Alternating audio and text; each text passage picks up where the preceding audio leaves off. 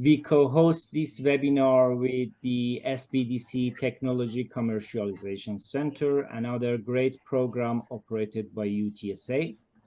During the presentation, all participants will be in a listen mode only. We will have a 10 to 15 minute Q&A session at the end, so please submit the written questions using the Q&A tab. This webinar will be recorded. I would like to invite Orestes Hubbard, Executive Director of Minority Business Services, to introduce the MBDA Center. Orestes. Hi, everyone. I hope that you can hear me. I just unmuted myself, so I guess you can hear me. So I want to welcome you on behalf of the Minority Services Division here at the University of Texas San Antonio Institute for Economic Development. I wanted to give you a very quick overview of the centers and what we do. We are, like I said, part of the University of Texas San Antonio, and we are funded by the Minority Business Development Agency, which is one of the agencies within the United States Department of Commerce. We in San Antonio, we operate 3 centers.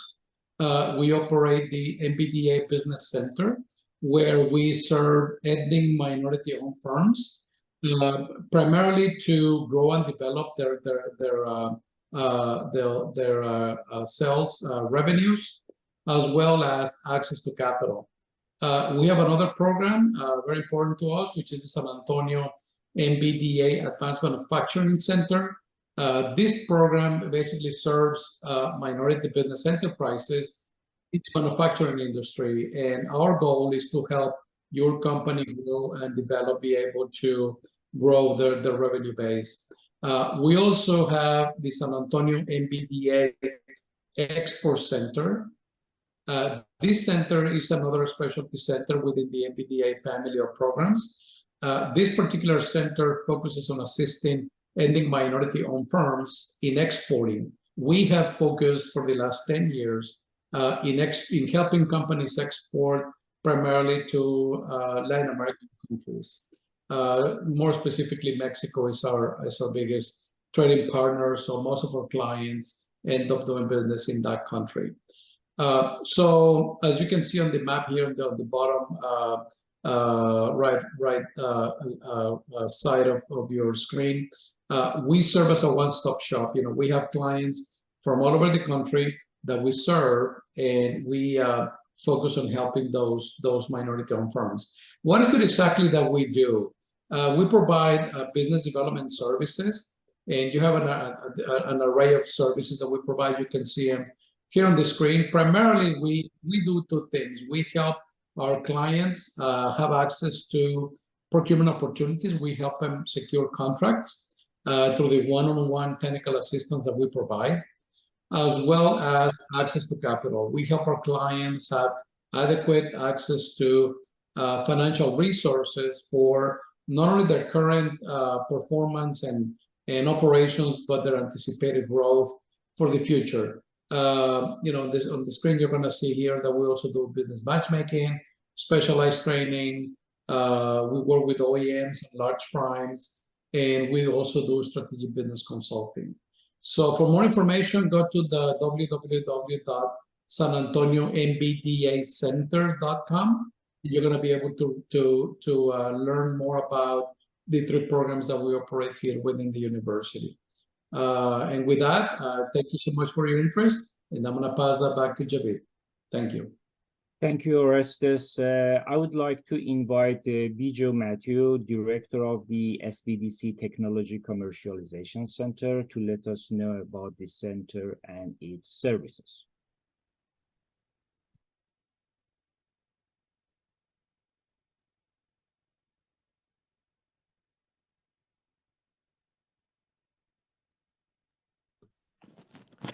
All right, I think you can see me and hear me. Good afternoon, all. Welcome this afternoon to a nice, cool San Antonio temperature weather for those of you who are in San Antonio. Just wanted to kind of touch base quickly and kind of share with you about what our center does. So we are the Technology Commercialization Center here at UTSA. And an important aspect that I'd like you all to keep in mind is our technology commercialization services are for the entire state of Texas. So just to be sure, Orestes, can you see my center slide while I'm sharing it or no? Yes, I can. Yes. Okay, thank you. All right. So so our assistance comes from all the way from concept all the way to full commercialization where the product or the innovation is now employed by the end user. So to do that, so it's an entire spectrum. So you have our website right there for you to connect with.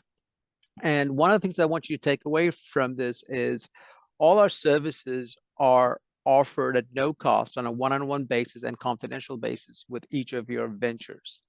So this allows you to kind of share your hopes, your fears, your concerns, and all of this is wrapped in a confidentiality agreement between our entities.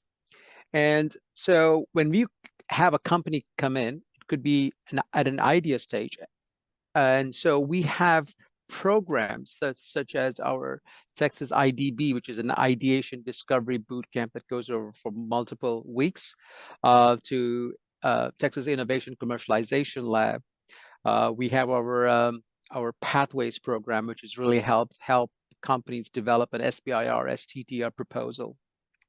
And then we have our Texas Encountering Innovation event, which is really an opportunity for companies with a little bit more advanced innovations to pitch their technologies to the Department of Defense, science and technology advisors. So as you can see, we kind of cover the gamut of how we assist companies. Now, an important takeaway from this engagement is that we don't fund companies directly. So there will be no actual cash transfers from our center to any of our client companies. What we want you to think of, what we do is we work with you to improve your chances to access capital. That's our goal. We want to improve your probability to access capital. And on the capital side, we manage two sides of capital. We have the equity dilutive capital and the non-dilutive capital. In simpler language, the non-equity dilutive capital would be in the form of grants and prizes. And those are things that you don't have to pay back. You don't have to provide a percentage of your shares or equity to the venture. It's really just geared to help you do advanced R&D and to help you commercialize your innovation. So with that, I'll stop. I just wanted to kind of give you a quick look at the gamut of services that are available, and hope you take advantage of them. So with that, back to you, Javi. Thank you, Biju. Now, and without further ado, I would like to turn it over to our first presenter, Janice Korchak. Thank you, Javi. Thank you all for having us today. I am joined by Lynn Zano, who is one of the tech transfer officers at the U.S. Army's Engineer R&D Center. And it's our pleasure to share a bit of detail first about ERDC itself, the Engineer R&D Center, and then to share with you some of the advantages of working with ERDC Works to be considered for funding and other opportunities with ERDC. So it's my pleasure to introduce Mr. Lynn Zano.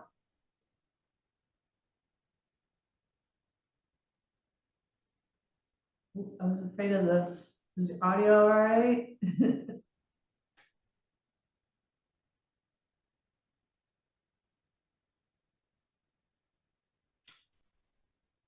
Unfortunately, I'm not hearing audio from Lynn Zano. I will be happy to walk through these overviews of U.S. Army ERDC, and hopefully the technical issues for audio for Mr. Zano are resolved so that he can join in. The U.S. Army ERDC is actually the R&D arm of the Army Corps of Engineers. That said, they do a lot of work for the Army Corps directly, but they also serve all branches of the military and many other federal government departments with applied engineering kinds of problem solving and innovation. ERDC is headquartered in Vicksburg, Mississippi, and as you can see on the left side of the slide, not only is the headquarters located here in Vicksburg, Mississippi, right along the Mississippi River, 4 labs are located here as well. The first of which was actually started in 1929 in response to the 1927 flood of the Mississippi River. And subsequently additional labs have been established here. So this particular facility is home to the Coastal and Hydraulics Laboratory, as well as an environmental laboratory, geotechnical and structures, which includes innovations in concrete and military protective systems and protective perimeter security solutions. And then there's also an IT lab here, which is very significant and is home to the Department of Defense High Performance Computing Program. In other locations around the country, as you can see, starting from Eastern Seaboard and working our way back west, the Cold Regions Research and Engineering Laboratory is based in Hanover, New Hampshire. The Geospatial Research Laboratory, the map makers to the Army, are located at Fort Belvoir in Alexandria, Virginia. And then last but not least, the Construction Engineering Research Lab is located in Champaign, Illinois. Although there are 7 significant lab presence within the ERDC structure, ERDC also operates field offices in many locations, including the Louisville Aquatic Ecosystem Research Facility in Texas. But as you can see, their holdings include the Permafrost Tunnel in Alaska, as well as another research office there, a contingency-based integration technology evaluation center at Fort Leonard Wood in Missouri, a field research facility, which is the longest research pier in the world in Duck, North Carolina, etc. So last but not least, ERDC is an international organization and supports and manages many of its international relationships through an international office in London, England.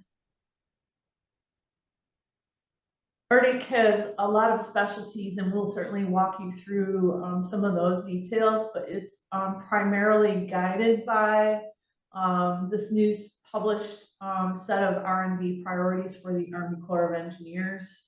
And as you can see, it includes significant things like win future wars and support resilient communities, improve cyber and physical security, protect and defend the Arctic, and lots of things in between. The work of the 7 labs of ERDC is very diverse and represents many opportunities for external collaborators in industry and academia to work on new solutions, as well as to help commercialize some of the results of ERDC's innovation. So with that bit of background regarding the U.S. Army ERDC, they really had 4 things in mind when considering the establishment of a partnership intermediary. Their goals included really expanding the network, making it easier for existing federal government contractors, but also prospective government contractors to find a pathway into ERDC and to easily pursue their first and hopefully many opportunities. ERDC has a lot of innovation strengths, and we're here to help them leverage those things and really give greater visibility to the significant work that they're doing. We're here and we consistently help them save time and accelerate the progress of their projects, which the vast majority of which are based on a pull, on a request, and a problem definition from another component of the federal government. So lots of federal government customers, federal entities, and the military come to ERDC with problems they'd like to solve, performance of systems that they'd like to enhance. And so ERDC has projects that it is interested to move forward with very expeditiously. last but not least, ERDC had a goal, and ERDC Works is doing this, simplifying the process for you all to identify and pursue opportunities to collaborate with ERDC through a portal submission process, which is available at no cost because we are compensated and work under a competed contract with ERDC. So who is ERDC Works? We're actually part of a growing trend within the federal government. As you can see, just within our family of innovation hubs operated under the umbrella of DefenseWorks, we have varied and multiple federal government customers who have an agreement in place that establishes an innovation hub that has those, basically the 4 goals that I just touched on. So ultimately, we are able to supplement our government partners' ability to post projects on SAM.gov. And thereby we give greater visibility to the opportunities. We are able to provide market research and conduct those searches to find innovators who may or may not be considering federal contracting at the time, but may hold the key to working with ERDC to solve a particular problem. But as you can see, depending on a federal government entity you might be interested to work with, there are multiple branches of the military and other federal government departments who have these innovation hubs in place and therefore provide you easier access to quickly scan all of the active opportunities with those organizations, many of which do lead to contracting or agreements, collaboration opportunities. So what has happened since ERDC Works has been created? As you can see, starting at the center of this very detailed infographic, strictly through submissions coming through the ERDC Works portal, ERDC has awarded nearly 90 awards totaling over $430 million, with the vast majority, as you can see at about the 4 o'clock spot on this chart, very active use of other transaction authority, which is a non-FAR prototype development agreement, and in this case focused on military engineering.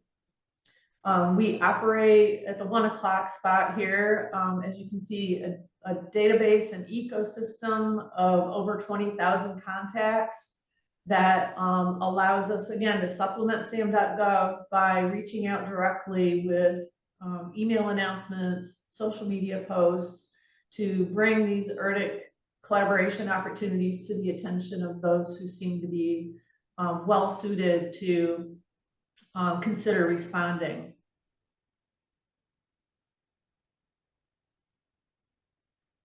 The real job of ERDC Works is indeed to showcase these opportunities to collaborate with ERDC.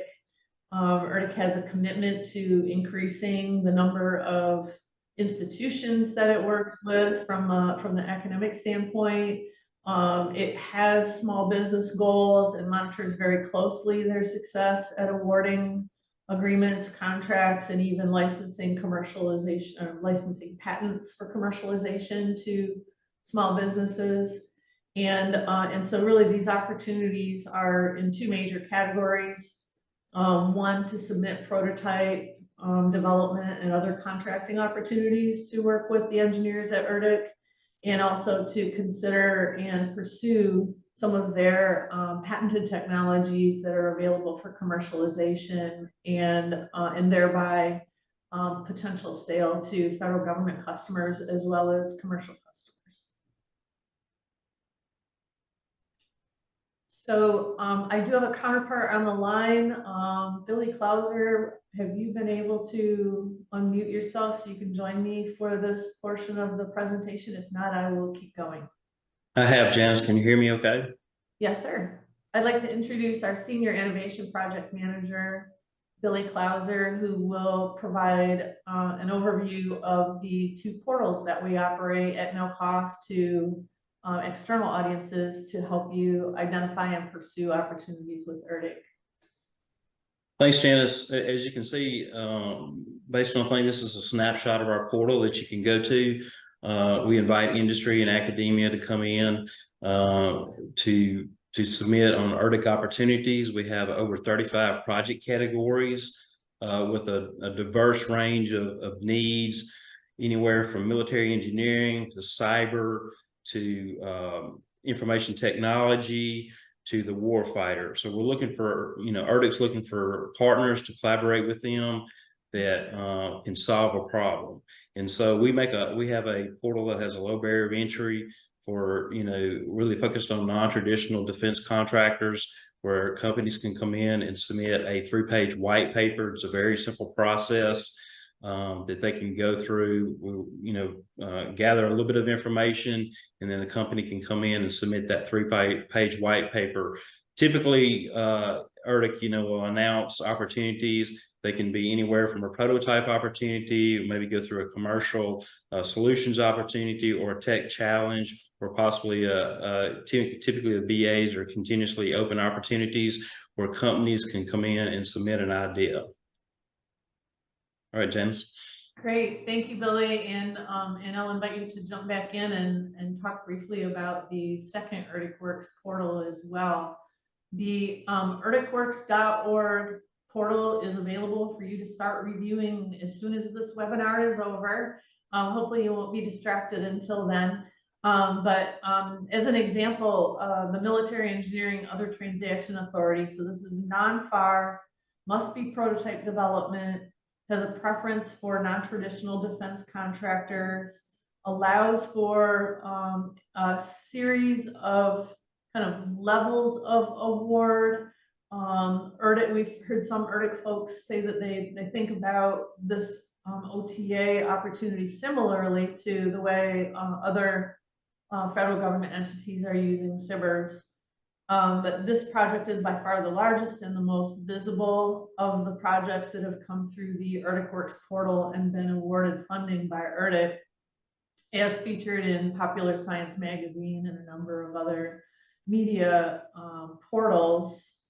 But this platform and this form of agreement is being used by ERDC, as I pointed out in the infographic, very actively, with everyone from small business with awards under $100,000 up to multiple millions of dollars for projects that fit an opportunity at ERDC, a need from one of their federal government customers, and the capability of the candidate partners in industry and academia.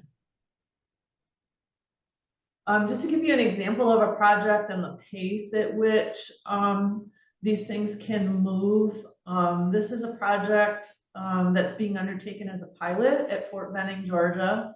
It's part of the Army's Installation Modernization Program, and ERDC plays a role in that program by providing project management and advisory support to the Army. In this case, ERDC brought us the project opportunity that they had the funding in hand for and wanted to get a jump start on identifying candidates. So this project was launched on the ERDC Works portal in August of 2021. The buildup prior to that announcement included market research by our team here at ERDC Works that allowed for the identification of entities, in this case already in SAM.gov because of the quick turnaround and ERDC's plan to move to award quite quickly. But as you can see, 11 quality submissions came in. ERDC was well positioned from the technical side to conduct their review. ERDC always reviews these submissions. The ERDC Works team does not do the technical review.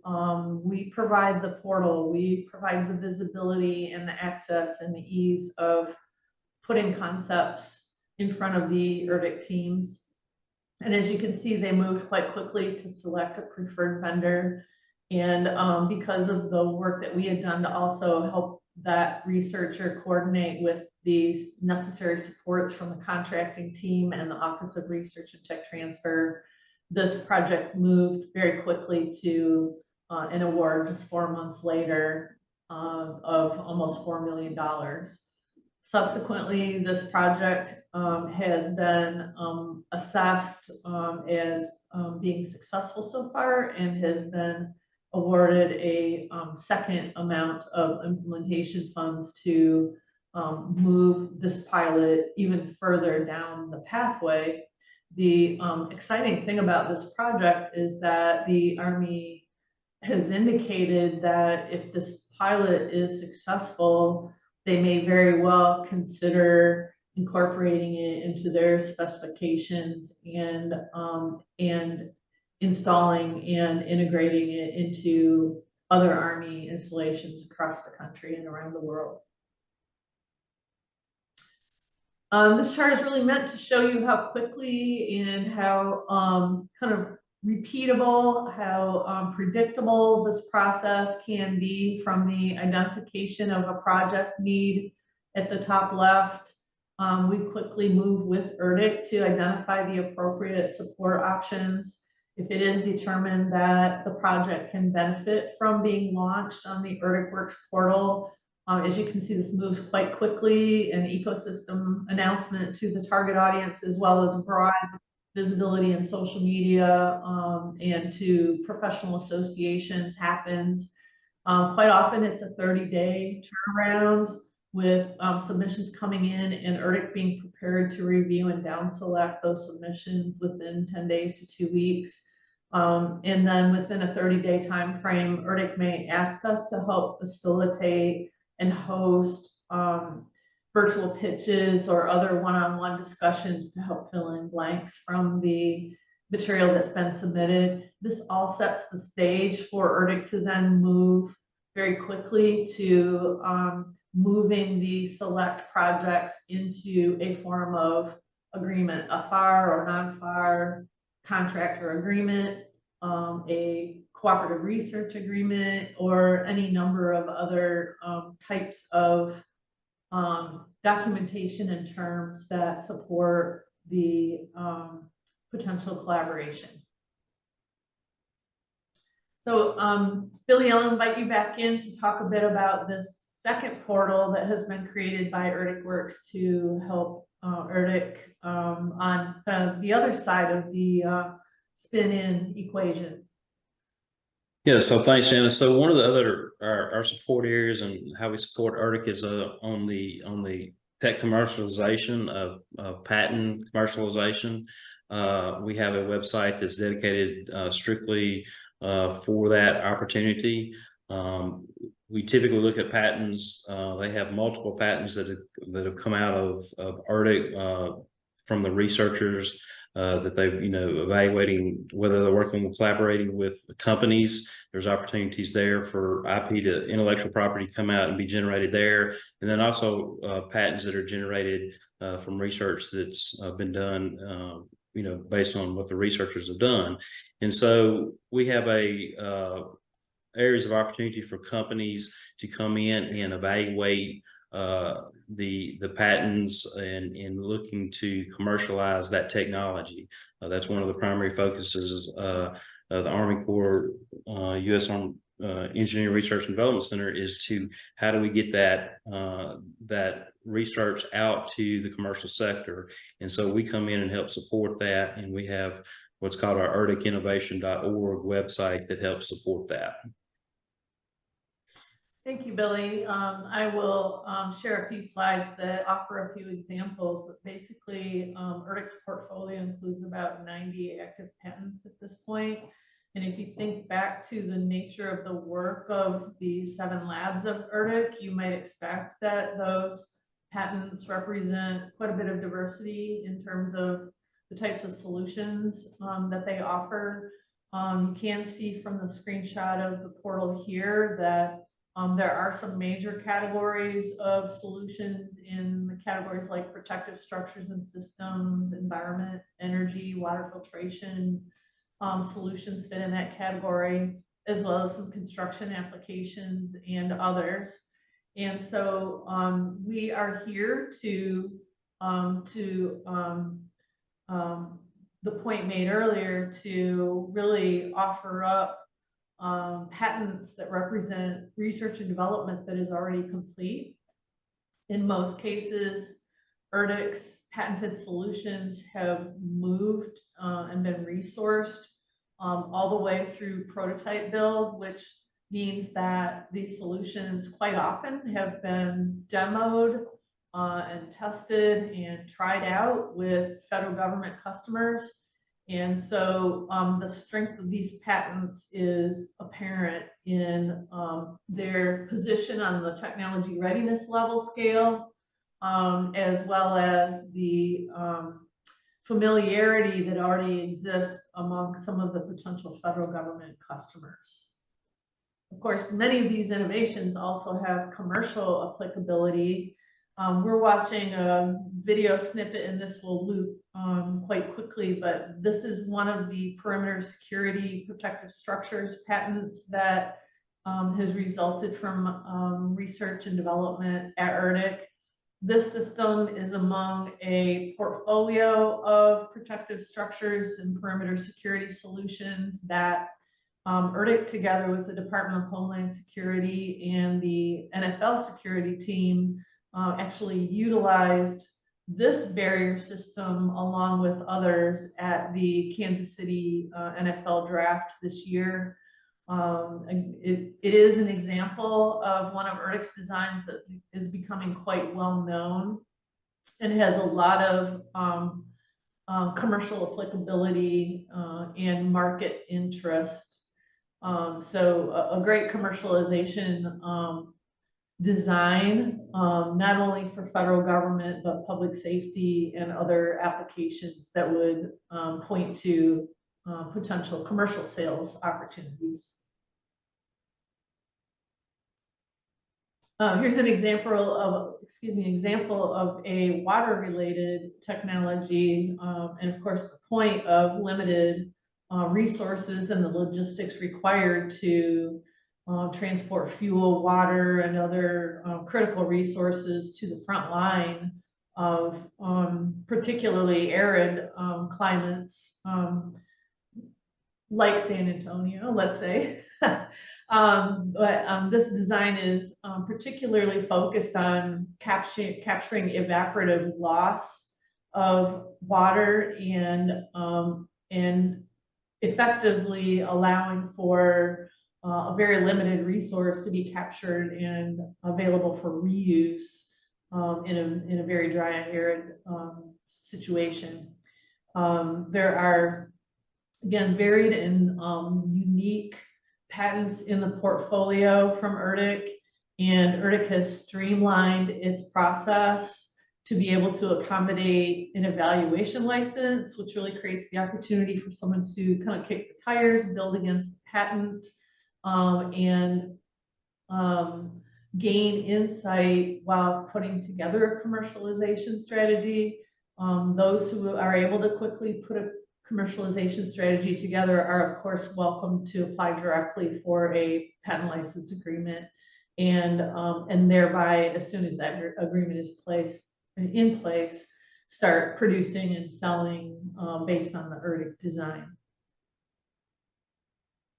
What kind of feedback are we getting from those who utilize the portal? And of course, this is just two of many, as you'll recall, with the number of awards that have taken place to those who've utilized the ERDC Works portal.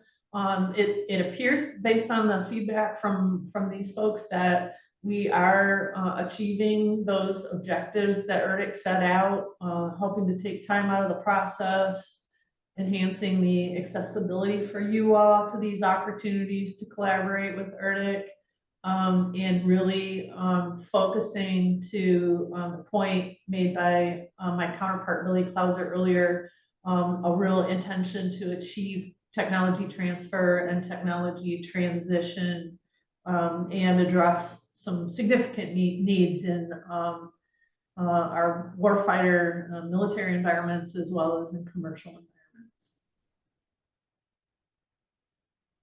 So last but not least, we encourage you all to visit erdcworks.org and erdcinnovation.org. Again, these are no-cost portals available to the public. We are compensated by ERDC to create these portals and to continuously update them with new opportunities.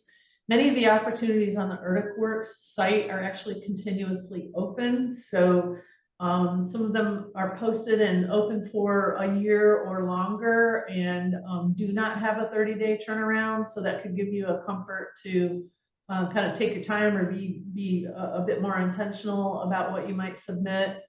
But please follow us on social media. LinkedIn is by far our most active social media platform. Last and not least, you are invited to, through either erdcworks.org or erdcinnovation.org, sign up to join the ecosystem. It's basically signing yourself up to subscribe and receive project announcements directly from us. And so it makes it very easy for you to provide us your email address and your contact information so that we can ensure that you start receiving those direct email announcements regarding opportunities that appear to fit your organization, your business capabilities. So Javid, thank you so much for allowing us this opportunity to provide an overview regarding ERDC Works and ERDC. We recognize that much of our challenge and opportunity is to inform people about this newfangled thing that we're part of, this big trend in the federal government, but it still feels new to a lot of people that, oh, I can access and pursue opportunities that I might see on sam.gov, but might also be able to easily access through a portal like ERDC Works. So thank you again. And I see that we've had some activity in the chat, and my counterpart, Lori Burke, is great at answering all those that she can in the chat as we were going along. So thank you for that, Lori. I would like to thank today's presenters for the great information they shared with the participants. Let me turn it over to Lizette Marquand and Dana Fisher, project managers with the SBDC Technology Commercialization Center, to moderate the Q&A session. Thank you, Javid, and thank you, Janice. Thank you, everyone. And we have and Dana is helping us track the questions. I will read those questions. The first one is there a way to arrange a demo and or meet with the field office closest to us? There are occasional opportunities for industry day and other activities like that. And at the same time, ERDC really looks to the ERDC Works portal to be introduced to just a 3-pager, right? And not a ton of detail, but basically a 3-page overview to then identify those things that really fit what they're being charged to work on currently, or that they expect to be prepared to work on in the next couple years. So that can certainly lead to a virtual pitch and then possibly a physical demo. But I will say that the best way to get that process started is by submitting a 3-page white paper that lines up with the topic that ERDC is prepared to review and move forward on. Very good. Thank you, Janice. The next question is, can we have a copy of the slides? Oh, sure. Absolutely. We'll be happy to provide a PDF to Javid so that can be shared with everyone. Very good. The next question is about the white paper submission. It says, if I have an idea about a project, should I contact ERDC Works first before submitting a white paper? We're certainly available to talk with folks about the process and ensure that they're familiar with the portal and can access the topics that appear to be of greatest interest to them. So we're always here to help provide that support and consultation. Really the technical review and the engagement with ERDC happens following the submission of the 3-pager. And so we would look to be a resource in helping those that are interested to engage with ERDC find the most expeditious process to get that white paper in and in front of one of the technical reviewers at ERDC so that they can hopefully create an opportunity to engage directly. Very good, thank you. And we ask if everyone else can please mute. I could hear some noises in the background so that so that we can hear the speaker. Thank you. Next question is about our technology. It says, are there more water publication and recovery topics? From the patent standpoint, there are definitely more water filtration solutions in the portfolio. Bleach generation systems. There's a bit of diversity and a variety in those energy and environment patents that include water filtration. Absolutely. Very good. And do we have more questions? Sorry, Lizette, can I just add something to that last question? Yes, go ahead. I think the question really was about in terms of topic areas for companies that are working in water purification and recovery.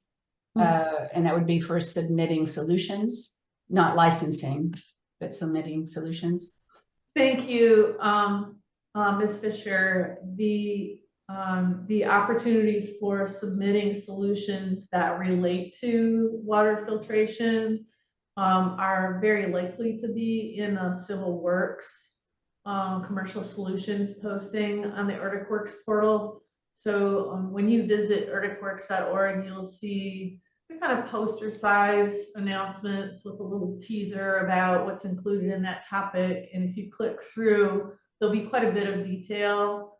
And that whole site is keyword searchable as well. So it could help you maybe achieve a kind of a surprise find that there might also be water filtration solutions that are being sought through ERDC's broad agency announcement, which is also posted on the ERDC Works portal and is accessible and can be submitted to in the same way. Great, thank you. I think that's answered it. Very good, thank you. The next question is, what levels of TRL are your sweet spot for client proposed innovations? The incoming innovative concepts, and by the way, we would discourage the inclusion of anything that's confidential or proprietary. Hopefully there's enough kind of teaser built into that 3-pager that allows the submitter to avoid sharing anything that's confidential, but also providing enough detail to gain some interest from the technical folks at ERDC. The TRL levels can vary greatly because the broad agency announcement is really positioned to allow ERDC to fund early stage concepts that may require more development of the original concept in order to move it up the TRL scale. And at the same time, these other transaction authorities, which by the way, don't require membership in a consortium, are looking for concepts that might be a little more thought through, maybe 3D drawings in place, but not necessarily because that funding could allow also with the same focus for tranches that engage ERDC and the innovator together to move those innovations up the scale of innovation and preparedness for prototyping and sales. Very good. The next question is, please tell us about set-aside opportunities for small minority firms. And I wish Lynn Zano had his mic. Oh, there you are, Lynn. I'm here. Great. Better late than never, I guess. Oh, very good. Yeah, so I provided a link to our small business office that kind of couches all those programs under the small business office, and it's very much a interest area and a thrust area, if you will, for both ERDC and ERDC Works to engage not only small business but small business that have their special in the special categories, whether it's disadvantaged businesses, veteran-owned, women-owned, the whole suite of opportunities there. And it's a particular interest for ERDC and ERDC Works to engage and make those opportunities known and encourage participation by those particular businesses to get their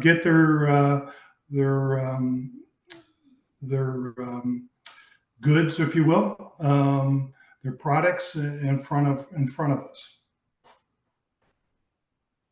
Thank you, Lee. The next question is, does it cost anything to submit for a tech challenge? It does not. So I mentioned earlier, we competed for a 5-year agreement with ERDC, and under the guidance of Mr. Zano, who you just heard from, we are positioned and compensated by ERDC to create these portals, to provide that accessibility by phone, email, social media, etc. Any way you can connect with us, we invite that, and our availability to help coach people through the process. So no charge. And again, even the other transaction authorities, which others around the country often require a consortium membership, 2 of the 3 other transaction authorities at ERDC are open to all, do not require consortium membership in order to apply and be considered for a direct award from ERDC. Very good. Next question. How does the prototype agreement process work? Can you please tell us a little bit more? Yeah, for those that are interested in being involved in prototype development, the guidance on the ERDC Works portal will lead you to broad announcements regarding the OTAs. And again, that is most active is the military engineering OTA.